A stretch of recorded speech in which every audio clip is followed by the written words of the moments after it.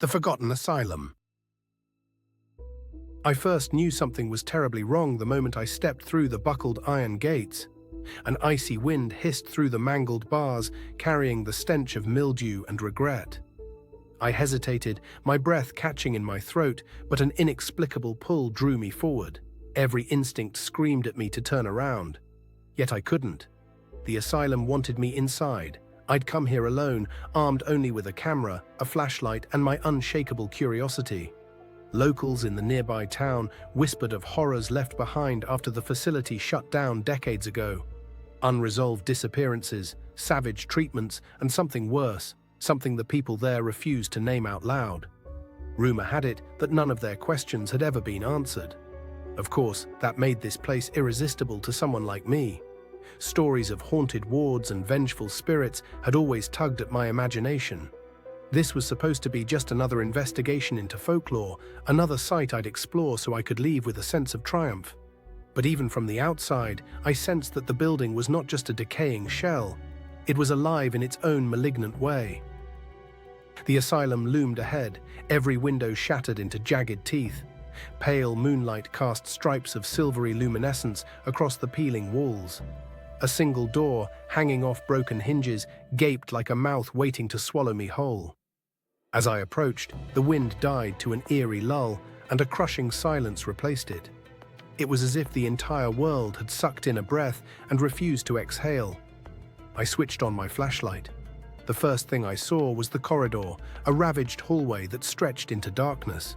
Paint peeled from the walls in wide, curling strips, like old skin sloughing off diseased flesh. The stench of rot was almost overpowering. My throat tightened at the chemical tang that lingered in the air, disinfectants perhaps, or something far more sinister. An unsettling hush hung there, broken only by the echoing drip of water seeping through unseen cracks. Then, far off, I heard something I can barely describe. It might have been the wind, or maybe it was the faintest scream of someone lost to history. The sound rippled along the corridor until it died in a distant corner of the building. I crept forward, each step a cacophony on the cracked tiles. My flashlight beam danced across battered stretchers, rusted wheelchairs, and a toppled gurney. Every object seemed frozen in time, as though abandoned in a moment of panic. The corridor felt too narrow, or maybe it was the weight of the walls pressing in, eager to envelop me. I could feel the building's age in the thick, suffocating air. Damp stone exhaled a cold that clung to my skin and seeped into my bones. And below it all, an undercurrent of decay. Like something rancid had taken root and refused to let go. The architecture was oppressive, thick arches that swallowed what little light my flashlight offered. Doors lined the hallway on either side, their plaques corroded beyond readability. I paused at one door, gently pushing it open. It let out a groan, as if protesting my intrusion. Inside, I found a small room, perhaps once an office. A twisted metal desk stood in the corner, papers strewn across the floor, their edges curled and yellowed. There was a single photograph taped to a filing cabinet. Even in the dim glow, I could see the faces of 3 people in white uniforms. Their smiles looked forced. The back of my neck prickled. I could almost feel their eyes following me. That was my first real taste of the asylum's presence. It was as though every inch of this place exhaled an unseen energy. The walls seemed to sigh. The floors felt alive beneath my feet. I whispered a silent reassurance to myself, stepped back into the corridor, and continued on. Still, every so often, a faint shuffle or scraping sound would make me freeze. My heart pounded, threatening to crack my ribs. Once the flashlight caught movement at the far edge of the beam. A shape, low to the ground, skittering into the darkness. My pulse spiked. Rat, I told myself, or something smaller. Please let it be a rat. Rounding a corner, I found a set of wide double doors. Above them, a rusted metal sign read, Ward C. A wheelchair lay overturned just beyond the threshold. The seat's fabric was torn, the stuffing spilling out like innards. I stepped over it, raising my flashlight to reveal a corridor that yawned in front of me, identical in its decay, but markedly more ominous. A rancid smell slithered into my nostrils. My knees wobbled. It smelled like something that had died, then lingered. then died again. My attention caught on a patch of graffiti scrawled across the wall, "No rest for the wicked." The words were smeared, as if the writer's hand had trembled during the act. Nearby, a second piece of graffiti. "They never left." My stomach churned. I couldn't help but picture a desperate patient or staff member scribbling these messages in a final attempt to be heard. Did they realize no one would listen? I swept my flashlight along the hall. Tattered curtains fluttered in broken windows. Rusted bed frames peeked out from open doorways. Everywhere I looked, I felt eyes on me, shadows that darted away when my beam flickered near them. My breath fogged in the stagnant air. Each step reverberated like a gunshot in the unnatural silence. The stories I'd heard about this asylum told of barbaric treatments, lobotomies, shock therapies, solitary confinements that bordered on torture. Locals said the cruelty fed the building, that it thrived on terror and suffering. Halfway down the ward, I paused. There, on the floor, lay a tattered diary, its corner poking out from beneath a broken stool. My heart hammered with renewed intensity. Gently, I slid the stool aside and picked up the diary. Its spine was cracked, pages swollen from years of moisture. Some of the entries were completely illegible, black ink melted into a shapeless blur. But as I flipped through, I found something that sent chills straight through my veins. February 2nd, 1963. They said Dr. Hastings is doing special experiments. Patients scream through the night. People vanish, never to return. Rumors about a curse, some claim the building is alive. I feel it watching me. Sometimes I see figures in my dreams, telling me I can't leave until the asylum is done with me. The writer, presumably a staff member, had penned a few more fragmented lines about night terrors made real and vengeful spirits. Just scanning the words made my lungs feel too tight. The notion of a curse, that the asylum's evil was more than a rumor, gnawed at my rational mind. Was the building truly alive with the essence of its tortured history? I had to know. Abruptly, the corridor behind me roared with a thunderous crash. I whirled around, flashlight trembling in my hand. One of the doors had slammed shut. The echo lingered, bouncing off the walls until it faded into that deafening silence again. My breathing quickened, short, abrupt. I realized I was holding the diary so tightly my knuckles were white. The building was letting me know I wasn't alone. I found my voice raw and tight with fear. "Hello?" It came out as a broken whisper that died instantly in the stale air.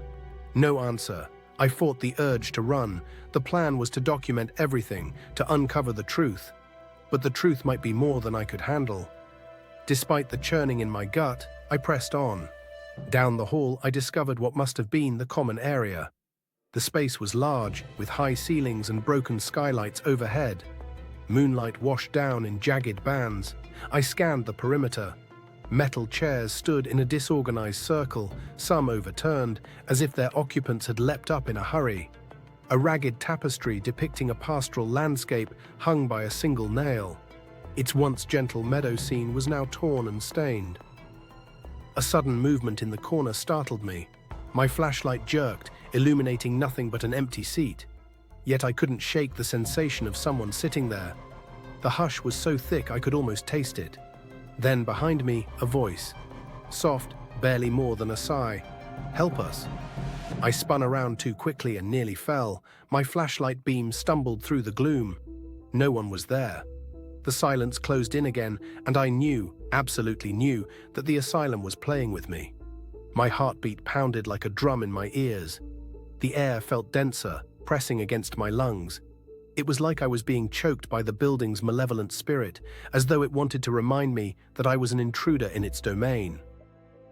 A new hallway branched off to the right, leading into darkness so absolute it felt tangible. My flashlight flickered, and I prayed the batteries wouldn't die. The corridor was narrower here, and I could see small rooms lining each side. Holding my breath, I walked past broken nameplates until I reached one that still had a single letter legible: H. Could that have been Dr. Hastings? The note in the diary mentioned that name. I touched the doorknob. Cold metal bit into my palm. With a bit of force, I nudged it open. The room was surprisingly intact, its furniture relatively undisturbed. A massive desk with file drawers still stood against the far wall. Papers, manila folders, and dusty books cluttered the surface. An old lamp lay on its side, the bulb long smashed. I inched forward, adrenaline flooding my veins, scanning the scattered documents. One folder caught my eye. Patient Studies, Restricted. I opened it with trembling fingers. Inside, there were medical records detailing unauthorized procedures, horrifying experiments performed on patients who had been declared incurable. References to severe electroshock therapy, drug-induced comas, and something referred to only as Procedure 11. My stomach flipped. Scribbled notes in the margin stated, "Successful in producing extended fear responses. Potential for permanent psychic trauma. Further trials needed." I found another slip of paper, a transcript of a staff member's testimony. "They say the asylum is cursed, that we are conjuring something here. I hear voices when I'm alone. They call me by name." My flashlight dimmed for a heartbeat. Darkness pressed in, as though the walls had inched closer. I fumbled for a spare battery in my pocket, cursing under my breath. The few seconds the light was out felt like an eternity. When I finally got the flashlight working again, I half expected to see a figure standing behind me. Nothing, just the gaping emptiness glaring back. And yet I could sense a presence, like a hot breath on the back of my neck. Goosebumps prickled my arms. My mind was spinning with the diary's warnings, the graffiti's ominous messages, these vile documents describing atrocities. My rationality tottered on the edge. I had to keep moving, keep unraveling this twisted story. I left the office, entering a smaller staircase that spiraled downward. The steps seemed endless. My head pounded with the sensation that someone was right behind me, each footstep echoing in perfect unison with mine. I didn't dare look back. My hands shook as I clutched the railing. Step by step, I descended into the depths of the asylum. At the bottom, a long corridor stretched into pitch blackness. The smell here was unbearable. Rot, urine, and something else, a sour stench of anguish. Doors lined the walls, each secured with heavy locks and tiny barred windows. This must have been where they kept the worst cases, sealed away in isolation. I leaned close to one of the doors. A faint rattle from within made me leap back in terror. Was there something still alive in there? The rational part of me said it was just my imagination, but I was no longer sure of what was real. My whisper echoed. "Hello?" Silence, then a distant scraping, like nails on concrete. I nearly dropped my flashlight. The corridor flickered in and out of focus as I struggled to breathe. By one of the doors, I noticed a large smear of dark substance on the wall. Dried blood, perhaps. I swallowed hard. An image of a terrified patient pounding on the door forced itself into my mind. My feet moved faster now, spurred by a surge of panic. The corridor seemed endless, each locked cell like a silent, unmarked tomb. In my frantic search for answers, or maybe for an exit, I came upon another set of double doors. Something about these felt final, as if beyond them lay the heart of the asylum's darkness. I gathered my courage, pushed them open, and discovered a large treatment room. Rusted metal tables covered in restraints stood like grim altars. Cabinets with shattered glass still held dusty vials. Chains dangled from the ceiling. Scrawled across the far wall, in letters large enough to fill the entire space, was a warning. "Abandon hope, you who enter." Blood-red paint or something more sinister? I couldn't decide. The diary's words floated back to me. "I can't leave until the asylum is done with me." I heard a soft shuffle. My flashlight beam landed on a figure at the edge of the room. Another trespasser, perhaps? I froze. A man bent over, facing away from me. His shoulders quivered in ragged breaths. Adrenaline surged, but I forced myself to speak. "Hello? Are you okay?" He turned, but his face remained in shadow. Slowly, he rose to his full height. My heart hammered. There was an unnerving stillness to his movements, as though he were a puppet on strings. He took one step forward, and the overhead lights, dead for decades, flickered to life for a split second. A single crack of illumination.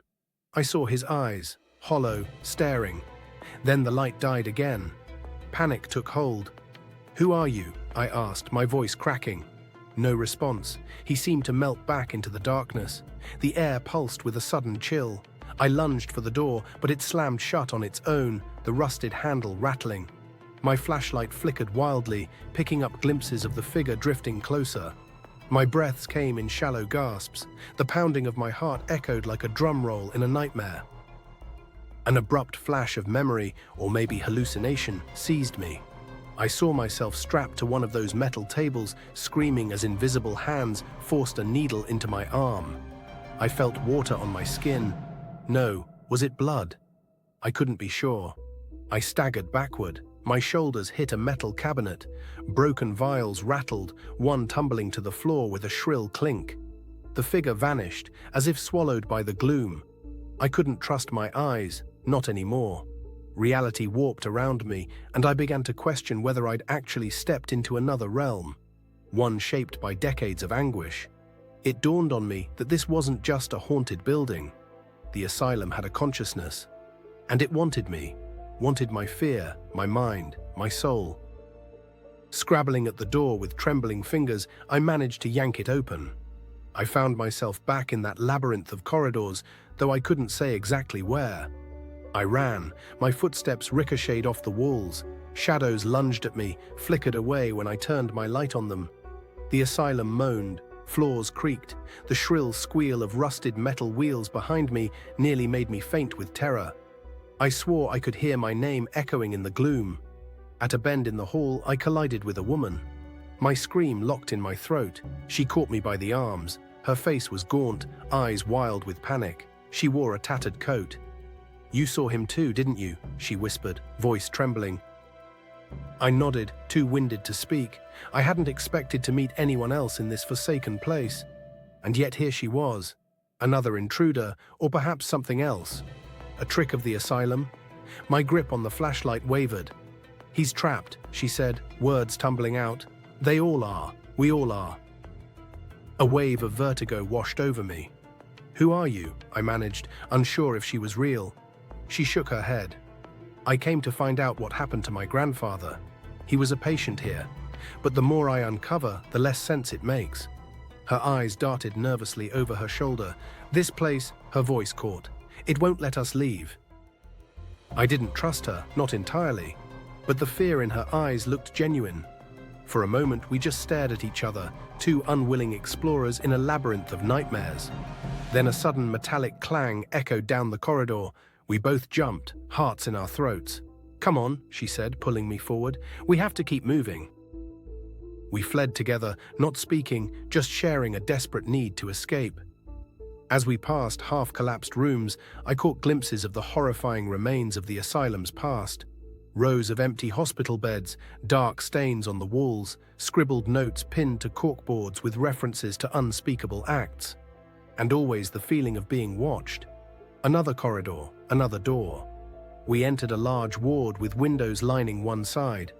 Those windows should have looked out onto the moonlit courtyard.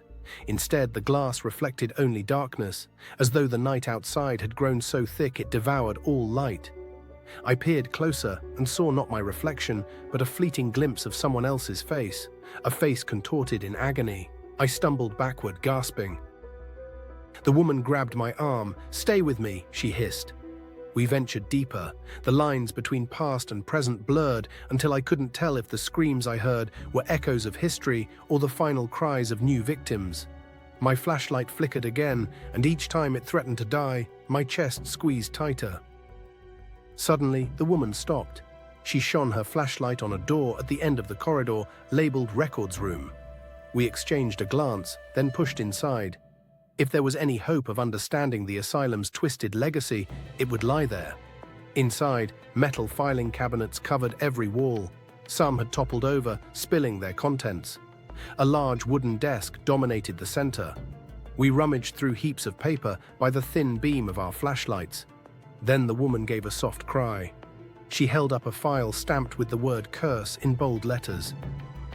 She read aloud in a hushed tone, "A local legend describes a malevolent force that the doctors here tried to harness. The experiment backfired.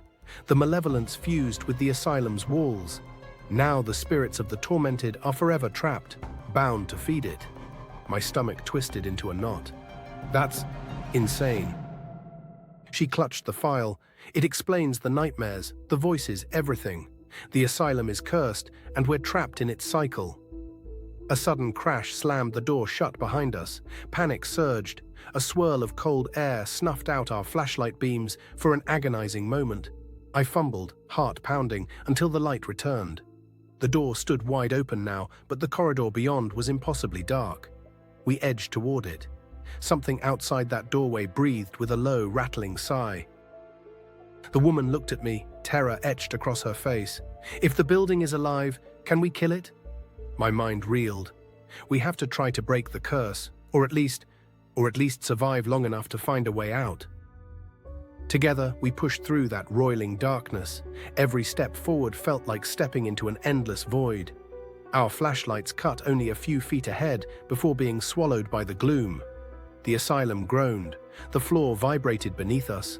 My head spun with the sense that I was both here in these winding corridors and somewhere else entirely. Somewhere filled with tortured, disembodied voices that whispered to me, begged me to join them. Out of nowhere, the woman screamed. I turned to see a skeletal hand gripping her shoulder, emerging from the dark as if from another dimension. She ripped free, and the hand vanished into the shadows. I heard a low, rasping moan echo all around. We bolted forward, adrenaline fueling our desperate sprint. Doors loomed on either side, opening and slamming shut of their own accord. The asylum's labyrinthian design folded in on itself, hallways turning back into each other, steps leading nowhere. That was when I felt it, a cold, pressing certainty that we would never leave. The diaries, the graffiti, the moans, the flickers of shadow, they all whispered the same message. You are part of this now.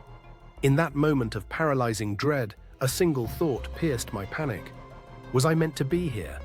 Had the asylum been calling to me all along, weaving its dreadful stories to lure me in? My heart thundered so loud I couldn't hear anything else.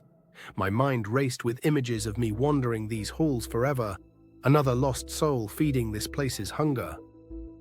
Without warning, the woman shoved me. "Go," she shouted, eyes wide in terror. Behind her, a figure lurked, its features hidden by darkness, arms outstretched. She kicked at the door behind me. "I'll distract it." I tried to grab her hand, but she pulled away. "No," I shouted.